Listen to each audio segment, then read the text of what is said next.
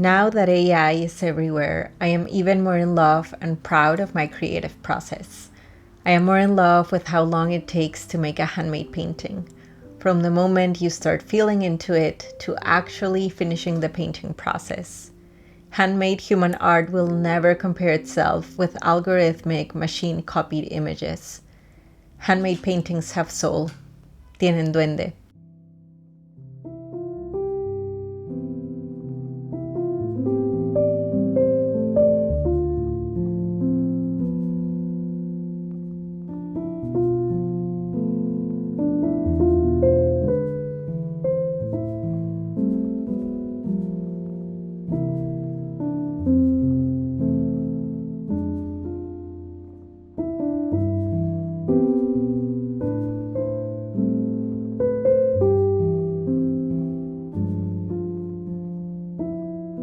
Summer days in the studio have been filled with painting and slow creating sessions. And I want to take this opportunity to thank you all for being here and for supporting my work in all the different ways you do.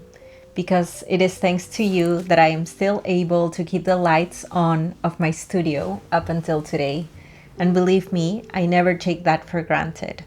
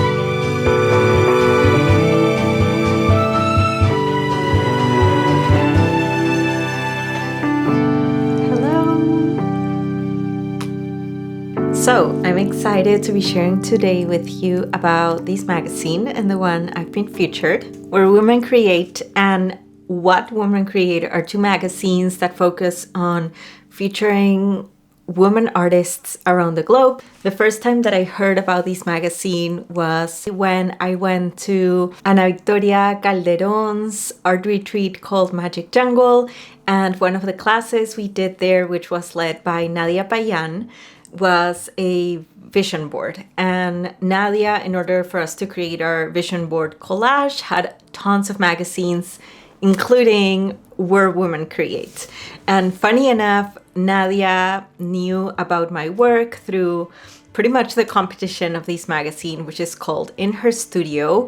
And I was featured in Her Studio, I believe back in 2019. I was actually the cover of the In Her Studio magazine that year. And I'm super happy to now be featured in the 2026 summer issue of Where Women Create. And I want to show you a few of the pages.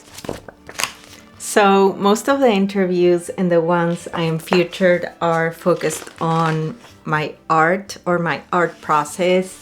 And it's rarely that an interview it's focused on the art studio. And if you are an artist, even if you have or don't have an art studio, you know how the space where you are creating is so important, and it's pretty much part of the ritual that happens around creativity, whether that is a specific space that you call your art studio, or if that is the floor in your bedroom or the top of your bed or your kitchen table.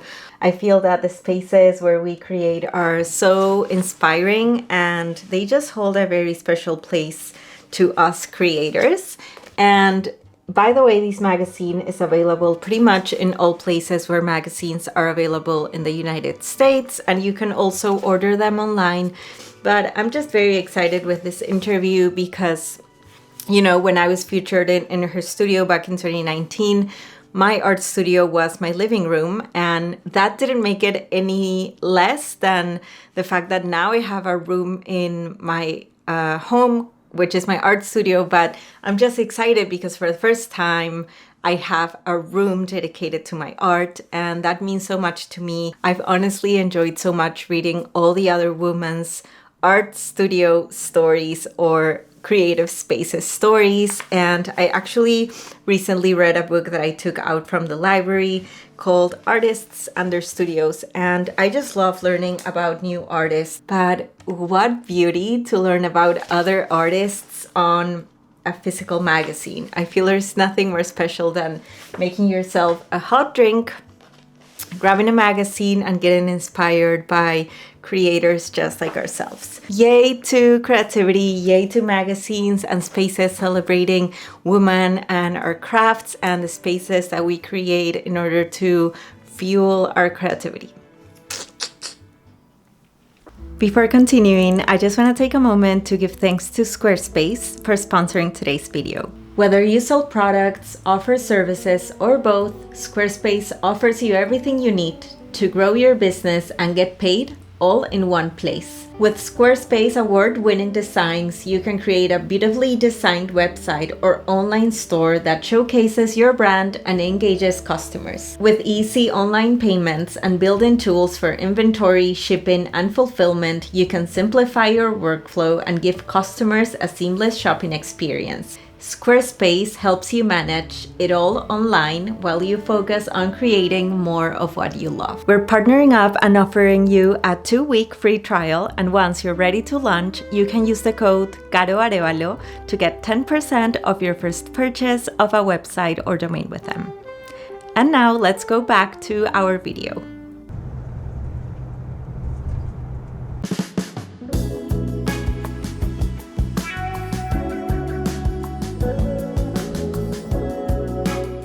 Last month, I also spent a few days in New York City, seeing art galleries, music shows, and sharing art classes at my favorite apothecary, Anima Mundi. Thank you so much to all of you who come to these classes. It is an honor for me to share the ways of botanical drawing and watercolors with you.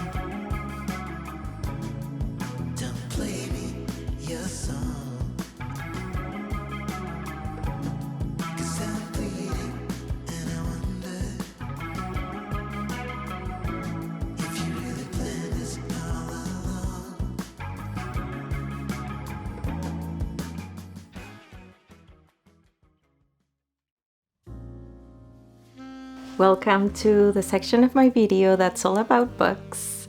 Lately I've been thinking about how a lot of times video starts like, I'm just here jumping very quick to let you know, and every time that I hear that I'm like, I actually don't want to jump in very quick. I want to like waltz in very slow. So I'm waltzing in very slow to share with you a few of the books that I've been reading lately, and let me start in order. So last month I finished The Art Spirit by Robert Henry. This is a book that I came across after reading The Creative Act by Rick Rubin. You may remember that The Creative Act starts by Rick Rubin sharing a quote, which is actually by Robert Henry. Anyways, once I was at one of my favorite bookshops and I came across The Art Spirit by Robert Henry. I bought it last summer and I started reading it, and it was very theoretical, and I didn't feel like reading theory, like how to create a palette. Honestly, I think it gave me art school PTSD of how anal my school was about the way that you organize the colors in the palette, and oils are the only way, and you know, a lot of things that I didn't really agree with in art school, but I put it down. And then this summer I thought, Caro, give it another try. Robert Henry seems amazing from what you've read in The Creative Act, and I adored this book. So yes, there is a lot of theory behind painting and oil use and charcoal, and Robert Henry used to be a teacher at the Students Art League in New York, and there is a lot of traditional theory in it, but once you're able to look past the theory of color painting, which actually I found very beautiful in this book, I felt that it really can give artists a sense of organization and ritual and firmness around the practice, so then the art itself can be a little bit more free. But once you're past that, it really speaks a lot about where the art comes from, where do ideas come from, where does inspiration come from, how do we dance with our own human self in order to not let our humanness stop us from creating the art we are meant to be creating. How do we co-create with a creative muse, and so much more. So this book has really been such a beautiful inspiration for art making and really devoting to the practice. So let me read a little bit of this book. Don't belong to any school, don't tie up to any technique. All outward success, when it has value, is but the inevitable result of an inward success of full living, full play and enjoyment of one's faculties. Anyways, I love this one. It really just gave me a lot of love for the creative practice. And then I got into reading Living on Earth, Forests, Corals, Consciousness, and the Making of the World by Peter Godfrey Smith, author of Other Minds. I actually couldn't finish this book. I arrived to page 88 and put it down. I'm still trying to understand why I couldn't keep reading this book. But honestly, I feel it is so theoretical, and I feel it really lacks the poetic aspect that nature carries. And that was a turn off for me. Maybe it'll happen the same as it happened with The Art Spirit, that I will pick it up once again in a month or a year, and then I will see the beauty on it. I honestly believe that a lot of books are not books that are not meant for us, or books that we dislike, but I actually think that they are not to be read in that time, and maybe they're for our future selves. You know, maybe another version of me will really enjoy this one. But I've read 88 pages. I can't recall absolutely one single thing that I read in the book, so I'll try it again in the future, but not for now, because it just made me feel like bleh. I usually read before going to bed, and anytime that I was going to bed grabbing these, I was like dreading it because it felt so, I don't know if the word is boring, but I'm not trying to insult the writer. I just think it wasn't for me at the time. And now I am reading the Plant Spirit Medicine book A Journey into the Healing Wisdom of Plants by Elliot Cowan. A few months ago, I took a 1-month cohort called The Honey Path with Marysia Miernovska, who runs a school called The Sacred Wild online, and I did her cohort called the Honey Path. And in the Honey Path, we were working every single day with 3 herbs, which were nettle, schisandra, and tulsi. And Marysia runs this online herbal school, and part of our cohort was her sharing her book list of books she recommends, and that's where I found the Plant Spirit Medicine, and I just love the title, so I started reading it. I'm currently on page 117, and so far I've loved it. I love that the book starts in Peter sharing his personal experience with working with plant spirits, but there's also a lot of testimonials and stories of people, clients of Peter that Peter worked with, and I'm honestly loving it. I love how this is so poetic, and it's just speaking a lot about the human plant spirits connection and communication, and so far I am really enjoying it. And those are the 3 books that I've been reading, and this is the end of the book section of the video.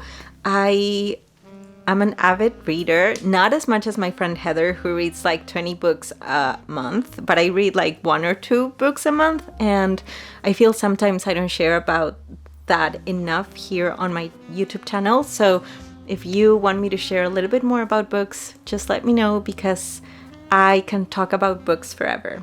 We do talk about books once a month on my Patreon when we do our calls called Books We're Loving, and on those calls it's an hour Zoom call with my patrons, and the one we all gather and share the books that we've been reading and what we've been liking. And the only downside of those calls is that usually I end the call with a list of 20 new books that I want to read, but it's so inspiring because there are books that sometimes are not in my radar, and then I have read a lot of them suggested by patrons, and it becomes such a beautiful way of making new friends and finding new books to be in love with.